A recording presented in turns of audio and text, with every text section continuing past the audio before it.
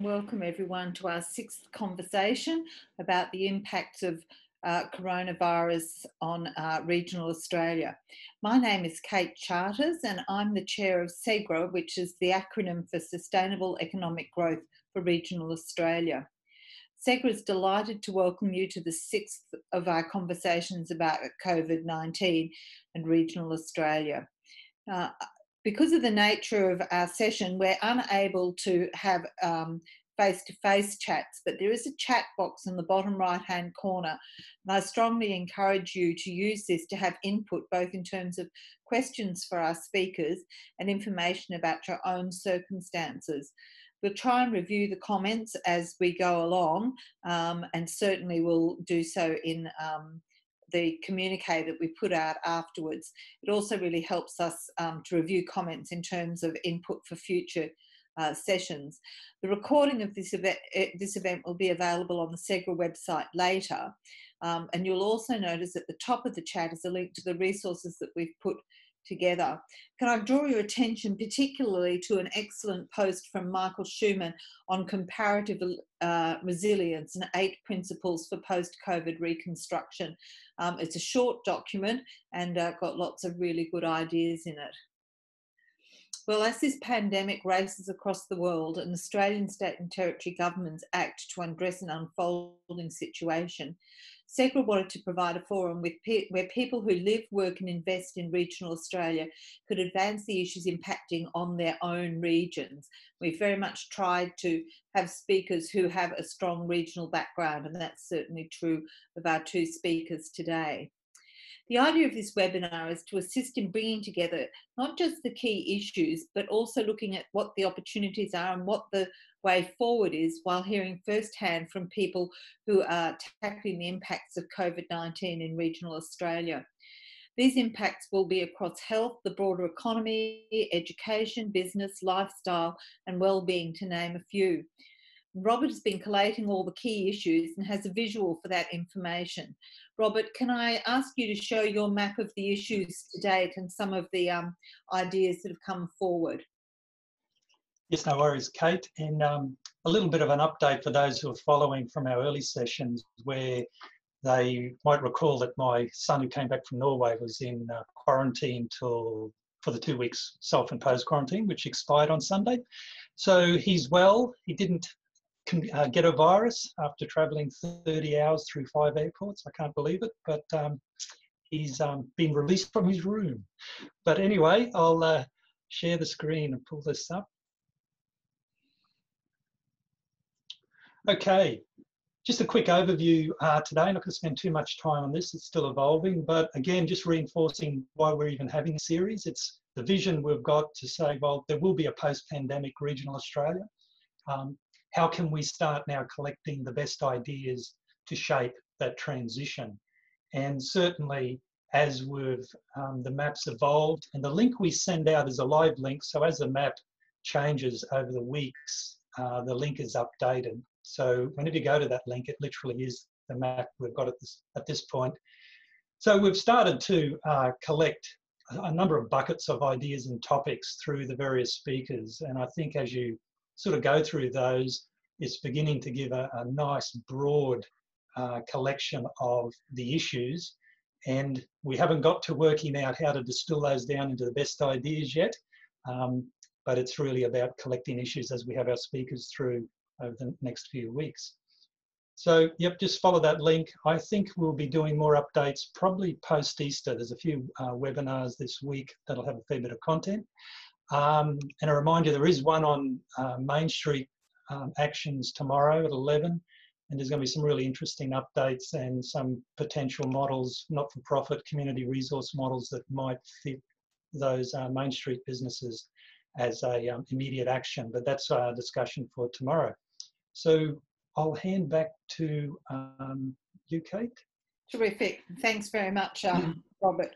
I suppose one of the things that we've been doing with the communique is that it starts off with what are the 4 or 5 key themes or issues that have come up in the conversation, and then at the bottom I've been putting together all the potential action agendas, and so we're starting to compile quite a long list of things for regions to think about moving forward.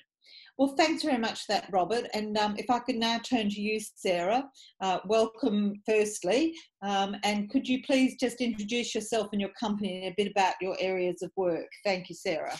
Sure. Thanks, Kate. So I've had a really varied career, and I've spent a lot of my career in outback Australia, in Queensland and in the Northern Territory. And I've run businesses in the cattle industry and agribusiness services type businesses.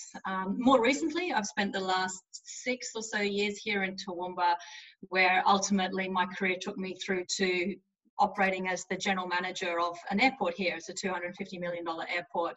And I was reporting at a board level in that business. And more recently, around about a year ago, I left that role to start my own business, something I'm really interested in and really passionate about, growing good quality leaders with the right skill set for the future. So today, my business is called The Bold Effect, and we're navigating our way through probably one of the most significant economic downturns that we could imagine, with a business that's just under 12 months old. So that's nice and challenging. But The Bold Effect builds in-house leadership and talent development programs. We use a multimodal approach that's informed by best practice, and we provide our clients with a white label solution. So they actually own it at the end of the day, and it's got their branding across it.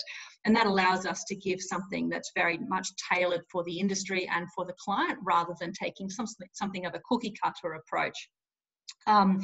Right at the moment, we're pivoting, like everyone is, around what is it that our clients need from us right now, given the current environment. And we're offering a number of digital workshops around business continuity planning, also around how to have really good quality conversations with people, because that piece is becoming extremely important to maintain productivity, culture, engagement, and also to look after employees' mental health.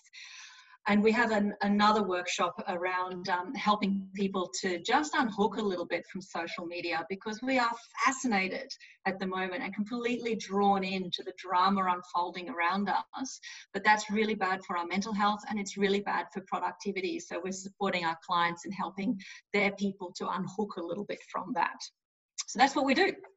Thank you very much. So, Sarah, leaders are often made or broken in terms of how they operate in a crisis. What sorts of qualities do you think that leaders need to show at the moment, and in what way will that differ from the leadership moving forward post-COVID?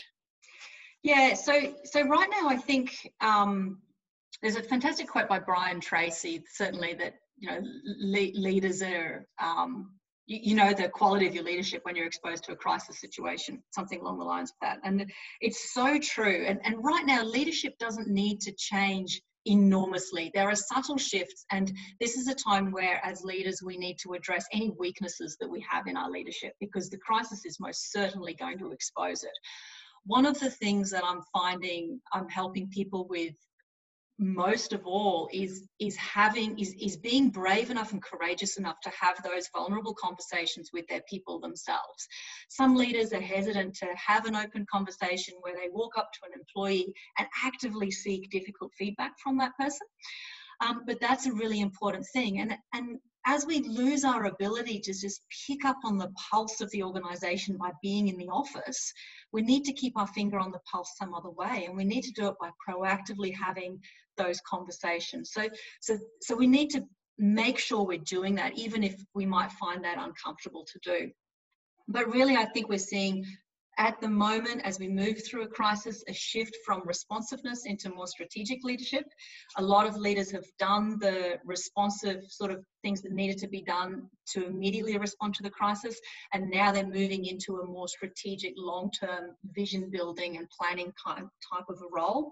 So they might have moved through having defended the business, knuckled down on cash flow, adjusted the workforce, and they've moved across and currently working on tactical revenue and short-term opportunities that might be coming up from the crisis, and they're starting to advance the business and using this as an opportunity to address any legacy issues inside the business that they've maybe allowed to bubble along, and now they really need to get onto it right now.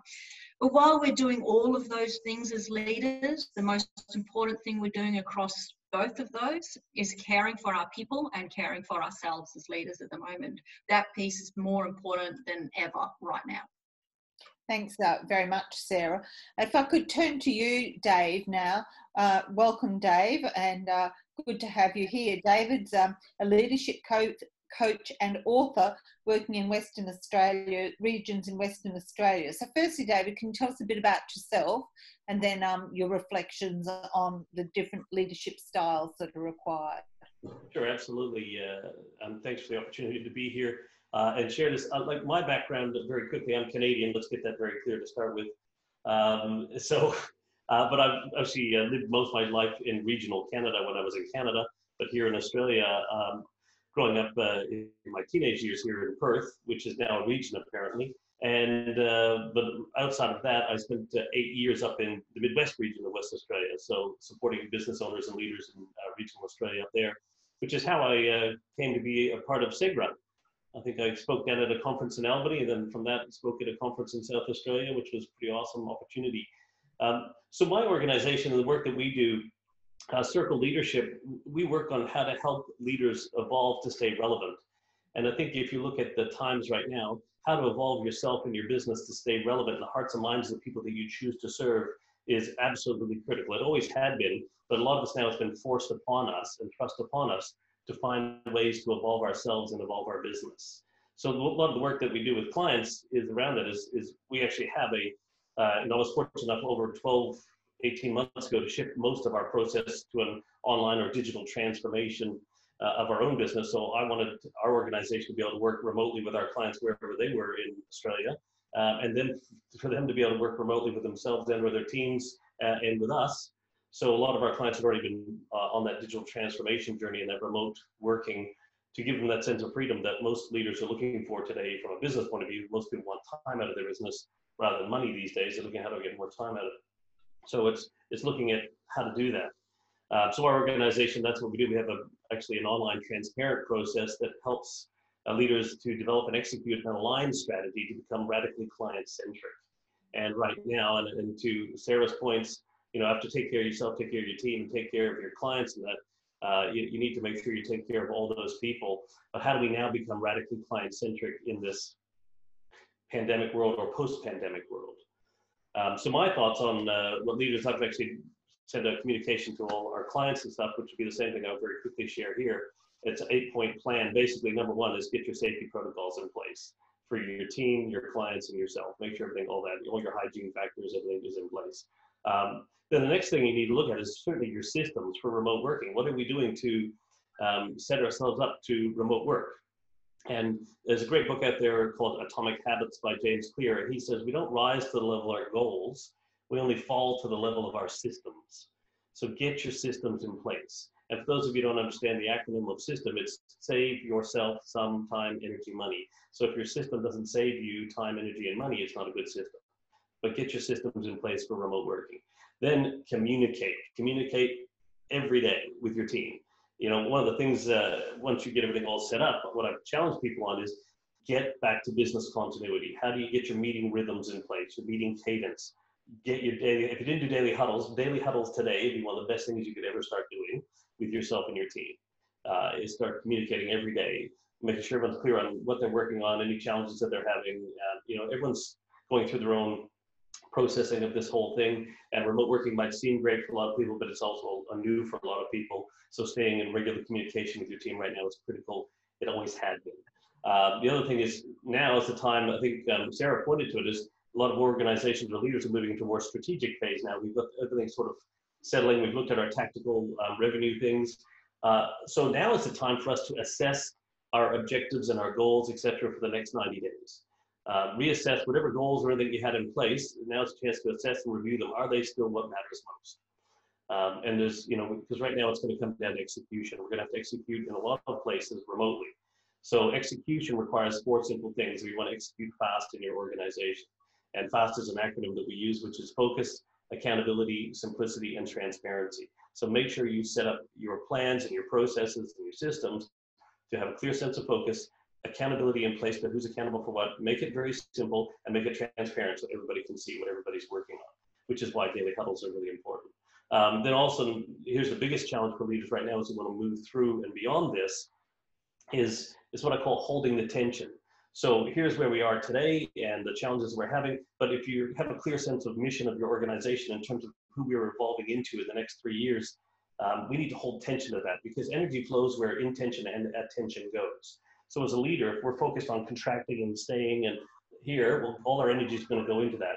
If we set the tension to becoming who we need to become through this and evolve into, well, then we'll focus and pull our energy towards that. And right now, one thing leaders need to do is create that tension, create that energy. Like an elastic band has no energy until you stretch it. So leaders need to be doing that right now. And please understand that attitude reflects leadership. So I appreciate leaders might be scared and or concerned or for everything, for their business, their health, their well-being, family, their employees, their community. I encourage leaders to process and get through that as quickly and effectively as you can, because attitude reflects leadership. No matter what's going on inside us, we'll find a way to manifest itself on the outside. And one of the strategies we can do that is, have you made peace with your worst case scenario? So what I challenge leaders on, and this in terms of this, the 7th point, is how do you make peace with your worst case scenario? Because once you work out what your worst case scenario is, and if you can find a way to make peace with that and say, okay, if everything goes to hell in a handbasket, this is the worst case scenario, you can move into optimism, and that's where that strategic thinking can come out, and the evolution thoughts of our business can come out once we've made peace with our worst case scenario. And then what the leaders need to do right now, simplicity and clarity and relentless pursuit of those 2 things. And obviously the resilience and persistence and everything like that. But, that's what's really, really important right now. I was wondering if I could ask Sarah and Dave a question here, because both those intros are excellent in identifying the sort of principles and the focus. Coming back to leadership, you'd have to say the track record, even pre-COVID, hasn't been impressive to the community as far as aspiring to leaders. So there's clearly were blockers or problems pre-COVID. I'm just wondering, to deliver and execute what you're expressing, actually execute it, what are the predictable blockers? Are COVID making any of those even more dangerous or reactive? Because at the end of the day, it's what we execute down through the organisation and delivery out that achieves what a vision comes from the top. So I wonder if you talk a bit about that, are there some leverage points there that are, and have they been affected differently of COVID as compared to pre-COVID? Yeah. Do you want to go first, Sarah? Sure. Well, if I understand your question correctly, Robert, then I'd suggest that some of the biggest blockers that leaders are facing in terms of executing, really all what Dave and I are both talking about, is good quality leadership, and this is the same good quality leadership that would be needed all of the time, except right now it is more important, and the failure to turn up with it is going to be more pronounced. It's going to be more noticeable, and it's going to have greater consequences for the organisation or for the community. So I think, would you agree, Dave? We're both saying the same thing, aren't we? Like, this is about good quality leadership's needed now. Yeah, it's always been needed, to your point, but now, and actually I've got a quote over my shoulder here which says, anyone can be the best in the best of times, but show me how you can be the best in the worst of times. That's the true test of leadership. So I think that the biggest blockers for leaders that I work with around this are actually internal. I think that it's a mindset thing for leaders. I think it's a courage thing. It's an understanding what is really needed and having the determination, the integrity and the courage to step up and do that and deliver it. And that when leaders can get over that, when they can understand how important these simple things are, like communication and simplicity, that was a great point. Simple communication that is repetitive, that is scheduled, that people can predict, and provides a level of comfort around it and builds trust and credibility.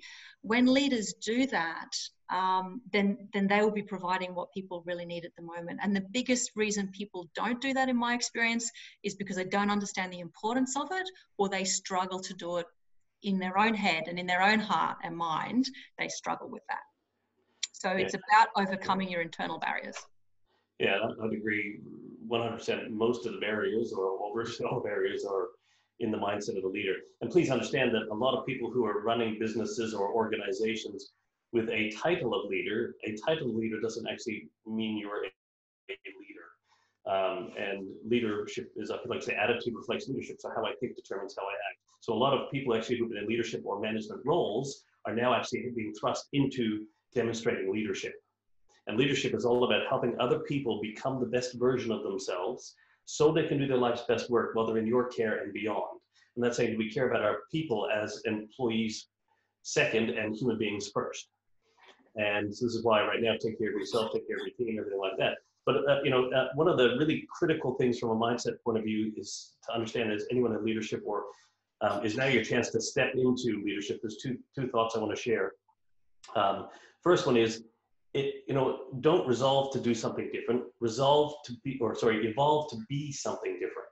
Okay. Too many people are resolving, okay, we need to do something different right now. My challenge to you is evolve to be something different right now, in the sense of yourself as a leader and then your business, because your business will only evolve as much as you do. And then second to that is what you think matters, what you thought doesn't.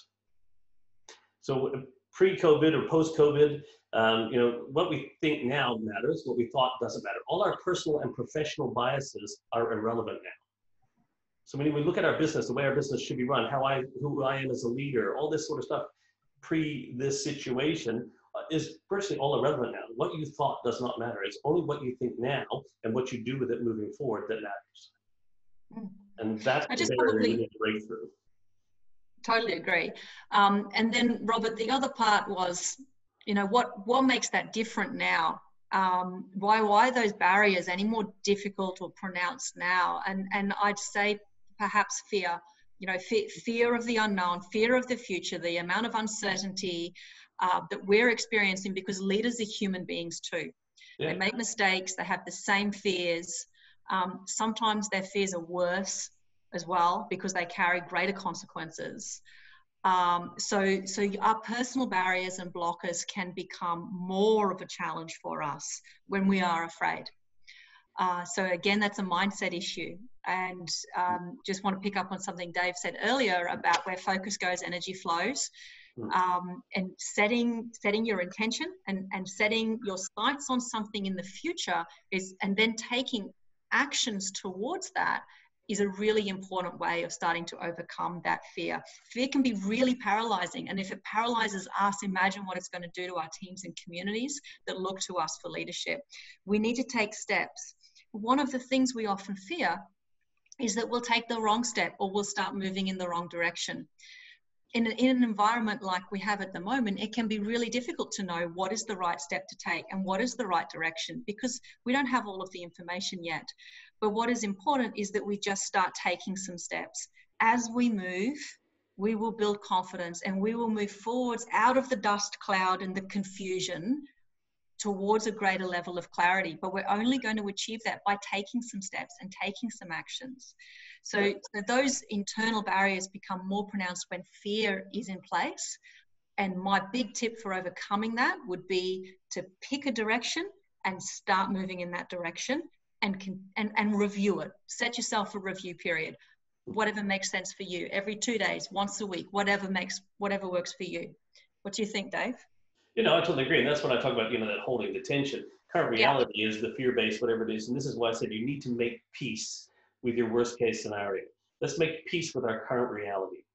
And once you make peace with your current reality, understand it's going to be what it's going to be as it is right at this moment, but it's how we choose to respond to that and create that tension. And I agree with that, take any step.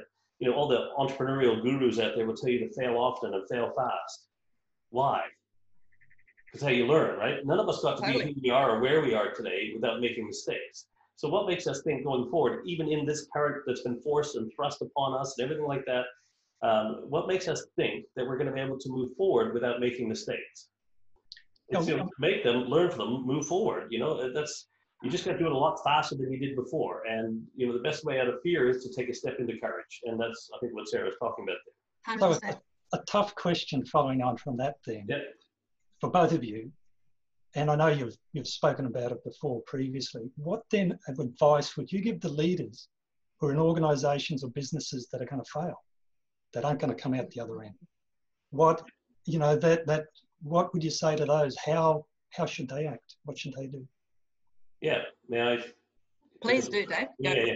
So I have a real strong thought on this. Let's be real.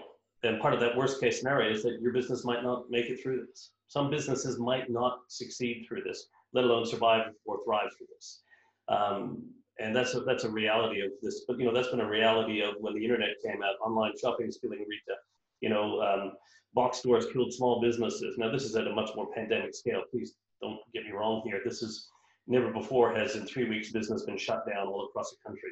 And Mother Nature telling us all to go to our rooms and think about our behavior and, you know, and have a timeout. And so it is massive. But please understand this. And I shared this with actually an old friend of mine up in the Midwest region a couple of years ago. He was working on this really cool thing for his business. And I said, Hoppy, the business you're not in yet is way bigger than the one that you are in. You just don't know it yet. And it's really important to understand from mindset, the business itself might not survive this. It doesn't mean you can't survive this. It doesn't mean you can't think of something new to bring to the market and whatever, and rise out of the ashes like the fiery phoenix. It's a reality. Yeah, some businesses might not survive. But once again, Sarah and I both shared about this. It's about your mindset of the leader. Please understand that you could create something new and evolve into something else. Like, you know, the caterpillar into the butterfly. Like, this could be your moment for that. All those things that you may have had this business that you've been working on, but it's never been fulfilling your soul. Here's your chance. The universe is throwing this at you saying, that business is no good anymore. It's not going to work.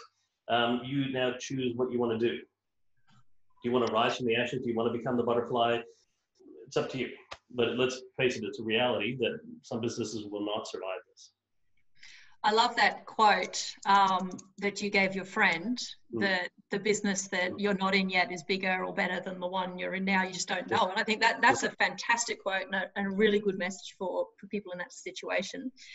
I think that there is some maths, there's some practical, I totally agree with everything Dave said. Yeah.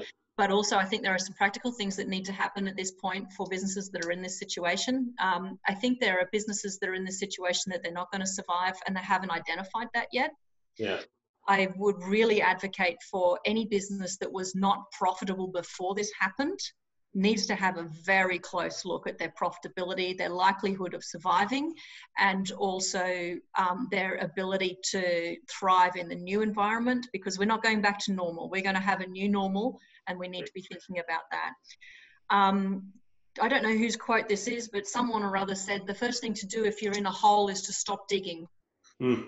And this is something for these businesses to have a think about. Yeah. I think one of the big tragedies here will be if people who are in non-viable businesses that were already probably not viable continue to burn their own wealth and their own personal assets in trying to keep those businesses afloat. And I'd really suggest they get some strong advice around the numbers and make sure they understand, do they have enough money in the bank to pay payroll for the next 6 months? For the next year?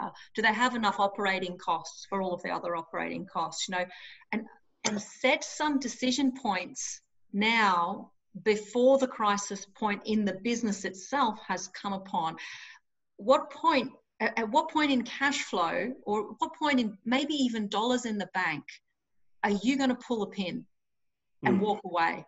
Set those points now, rather than be in it's a little bit bidding on an auction. You know, the house has gone $50,000 more than you can afford, but you're caught up in the moment. You keep putting your hand up.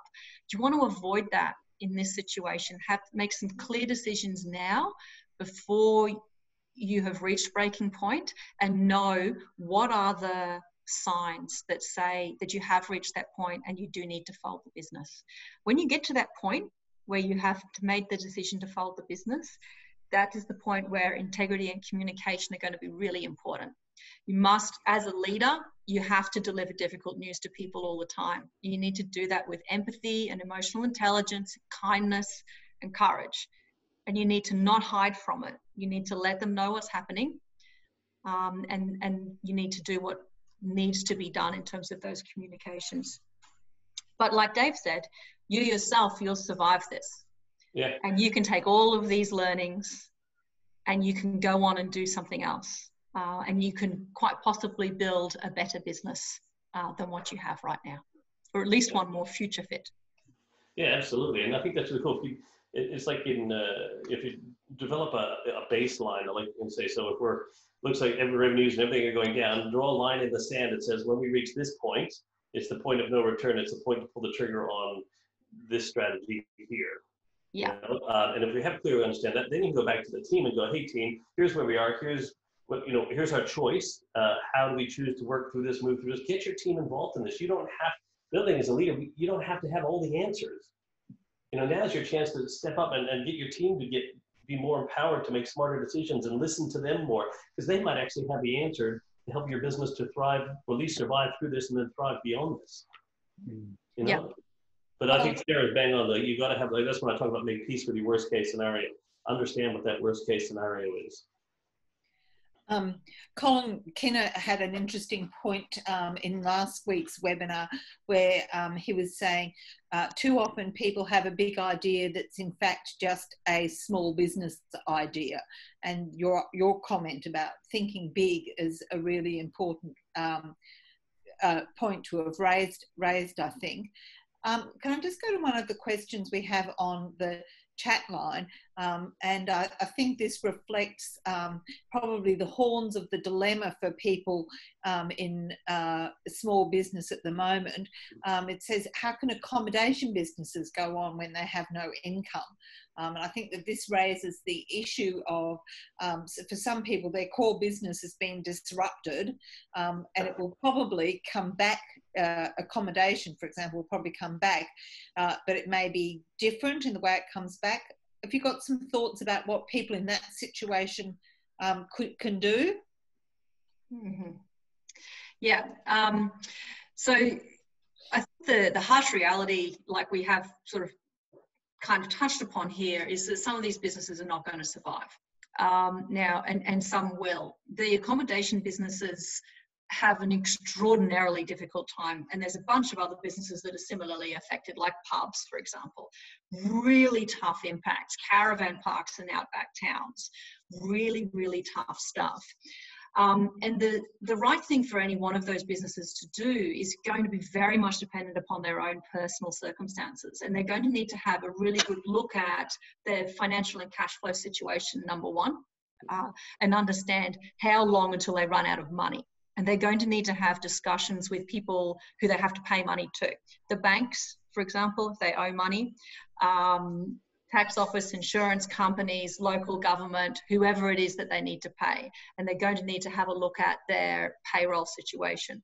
So they need to really, really stem the cash flow outgoings from their businesses and do whatever damage control they need to do now to ensure the continuity of their business in the long run. When we're protecting the continuity of a business, we need to understand what is the most important cash flow for the business, or the most important part of the business, and we need to focus on protecting that and perhaps allowing some other parts of the business to go. So we need to prioritize what is the most important part of the business to protect. There is no easy answer for these guys. They either can batten down the cash flows and weather the cash flow situation, or they can't. And I would be doing everything I can to manage that cash flow situation.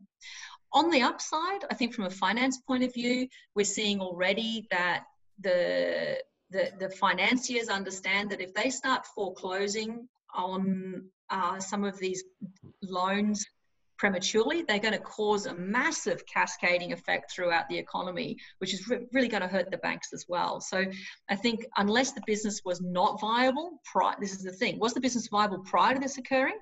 If it wasn't, then they've got some tough questions to answer. But if they had a proper, viable, going business prior to the COVID-19 thing occurring, I would be seeking to have discussions with bankers and financiers and keep the business afloat, even close it down for the time being, and come back when this is over. Yeah, I think that that's pretty much from a point of view, all you can do is make sure you have all that in place. The challenge, I guess, for leaders is what will we learn from this, first and foremost, is did a lot of these businesses actually, like us as human beings, we have our superannuation and our savings for our retirement or things like that. Did many businesses actually prepare and have cash set aside reserves to cover them for 6 months or 12 months of operation or shutting down or whatever they needed to do in case of a crisis? So a lot of businesses haven't prepared for that. And so hopefully we can learn from that in this, if you do survive through this, and then say, okay, well, you know what, maybe part of the thing I need to do instead of pulling all this money out of my business is I need to start putting some money aside in case something else in the future can come along and prepare for this. The second thing, though, is if you can, weather the storm, as Sarah pointed out, which is absolutely critical. If you can get to the stage where you can weather the storm for the next 3 to 6 months, what I would recommend that these businesses do is find some really creative, fun, cool, funky ways to smash social media or whatever and keep promoting their business, because the ones that we're going to go back to are the ones we remember. And so right now, if nothing else, if you can find a way to survive this, if you have to do whatever you need to do to keep the doors to be able to be opened again, right now I'd be thinking about how can we start telling better stories or different stories about our place, our accommodation, our facilities, or whatever it is, to keep at the forefront of the minds of the people, so that when they're ready to come back and we're allowed to come out of our rooms, that you'll be well remembered. Familiarity is critical. So the danger of shutting everything down is shutting everything down. No, shut your business down, do what you need to do, but then find creative ways to keep your business in the forefront on the minds of the people that you choose to serve. I'd like to follow on a point that's come up on some previous speakers about the future being, it's showing up weak supply chain, showing up relying on one customer, the notion of diversity in business, multiple cash flows, and on leadership. If we're going to transition to that, your thoughts on, I suppose, the role of diversity in a business, because that would be a leadership challenge in creative thinking, because what this pandemic has shown through all our systems, that relying on one source is a weak point, and from a risk management point of view, probably unsustainable. Coming back to a leader to have that mindset and creative thinking, I would suspect you would need to apply to your business. Any thoughts about that tension?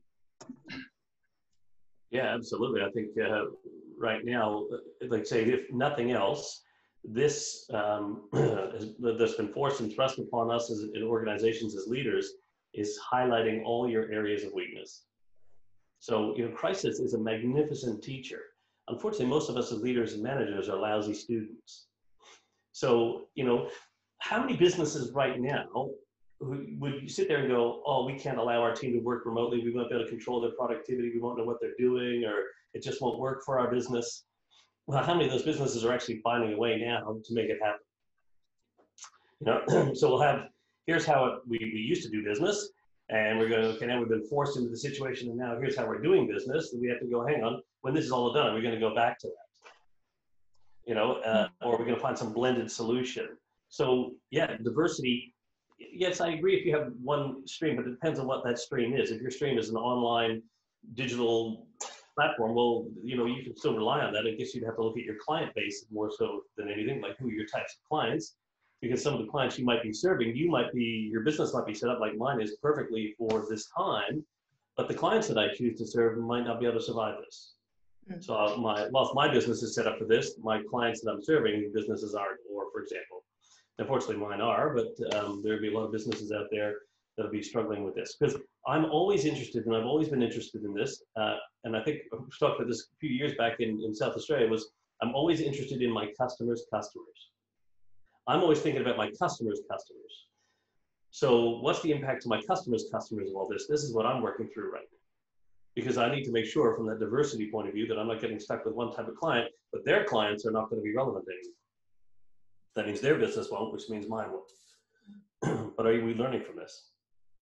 I'd like to come in on the idea of the creative thinking there that you've raised, Robert. And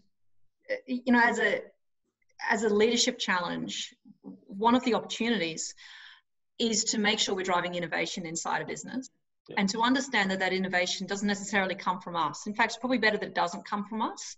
It's better that we give a voice to the floor of the business. And that we extract from them the ideas that they have and the things that they see, the vulnerabilities that they can identify.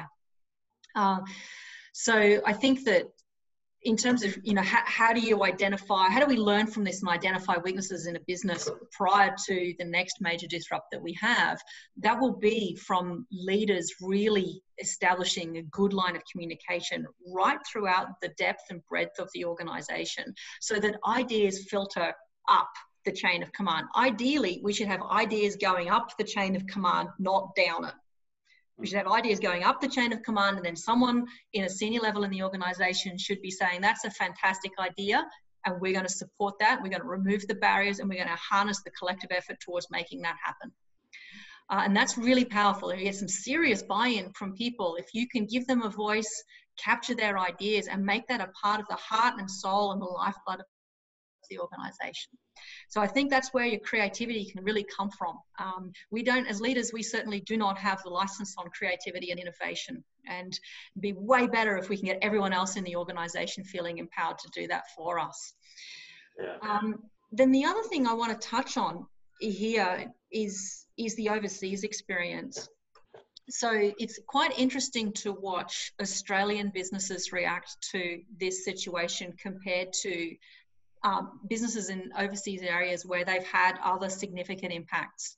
If you look at very large retail businesses that are operating all around the globe, they will have continuity planning in place because experience has told them that's important, and that will include redundancy in a lot of cases. So around the globe, businesses have been experiencing war and terrorism and other disease impacts like SARS, and they have even down to contractual clauses in their lease agreements that allow them to get out of rent because of a situation like that. And the average Australian business has never ever encountered something like this. So there's an enormous depth of experience globally that Australia could probably pull on a little bit more. You look at the impacts in Christchurch from the earthquake they had, was that 2006 or something, I think, had a significant earthquake, pretty much leveled the CBD area. A lot of those businesses didn't recover and some did. But there's just such a lot of knowledge out there, and Australia is a little bit naive in its planning and has sort of fallen into a bit of a comfortable spot where, sure, I can just have my critical supply chain is coming from one narrow place, which could be interrupted by industrial action or a shipping shortage or a disease outbreak in one of 3 different countries that are involved in the supply chain. So, you know, there is a lot of knowledge out there that we can benefit from. Yeah, absolutely. And I think that what Sarah touched on with the part about innovation right now is hypercritical. And this from the floor, I guess I work more on the concept of, you know, all around leadership rather than a top down leadership, because in the future of work, which guess what, we've been pushed into the future of work. For those of us who work to embrace the future of work, it's here.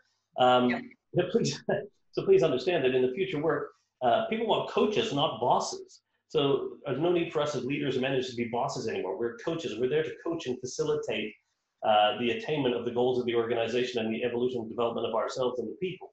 And so innovation, if you look at the word innovate itself, in is a prefix for within, and novate means to change or do something different. So it means to change or do something different from within. So look into your organization for the latest and greatest innovation. You can, and Sarah's bang on, like we need to be looking all around the world. Guess what? This is actually for regional Australia. There's 7 billion people across the pond for us. So please understand, we're in a global economy. So this whole shop local, which is critical, now, guess what? You might have to look at ways to attack a global market. And let's learn from what's happening and how other businesses have done that, not only how they've survived through these sorts of challenges, but how they've gone and thrived through these and reached other markets. But let's look inside for the innovations first. Let's empower our teams to make smarter decisions. Let's get them involved. I've always said, you know, that get the people who have to do the work involved in the thinking around the work. You know, too often we think we have to have the answers and we have to send the commandments down from the mountain. Well, no, to Sarah's point, rather, you know, for me, like say, okay, you have to bring it up where I said, like, create all around leadership in your organization and coach your team to come up with new solutions. You know, this is the greatest time to bring your team together and to listen more to what they have to say, because they're the ones who have been doing the work. And, you know, put the charge on them to go in and find out what's happening around the world in other sites of organizations, or in the past, have other people dealt with this. Let them have more responsibility and ownership of their roles, because that is you build the trust with them so they can take more responsibility. So everyone's learning how to trust each other now. So now we can take more responsibility and more ownership of the work that we're doing. And then with that, you have freedom to think. If we allow our people to have freedom to think, that's the key to creativity. And so when Sarah's talking about creativity, we need to have that freedom to think, and creativity then ignites innovation. Thanks, Dave. Look, it's been a fascinating discussion. Time is running out on us really quickly at this point. So if I could thank you both. Dave, have you got a website you can refer people to? Yeah, absolutely. The simplest place to go to is www.daveclare.com, DAVECLARE.com. Thank you very much. And Sarah, have you got a site you can refer us to? Yeah, sure. So web address is www.theboldeffect.com.au, or you can also find me on LinkedIn. Thank you both very much for your contributions today, and certainly lots of reinforcement of previous messages, but some great ideas going forward. So we'll circulate a communique at the that captures the ideas of today's conversation and remarks in the chat box. We also have a latest news section on the SEGRA website under the general button, which puts together some useful websites for people to access. If you'd like to contact me directly, my email is kate@segra.com.au or robert@vitalplaces.com.au. Tomorrow we have a focused session on conversation for businesses in regional Australia, which we've touched on today. We'll run our first one for businesses tomorrow, Wednesday at 11 a.m. So please forward an email invitation to relevant businesses in your region. Look, once again, Dave and Sarah, thank you so much for joining us, and enjoy the rest of your day. Kate, can I make one quick offer? Yes. Anybody watching this, in your business leader, anyone in business who's struggling with an idea about what to do with their business, I'll give a free 30-minute call conversation just to brainstorm ideas of what they can do either to survive or thrive moving forward. Thank you very much, Dave. That's a very generous offer. Okay, well, thank you all very much again, and we'll speak at our next webinar. Thank you.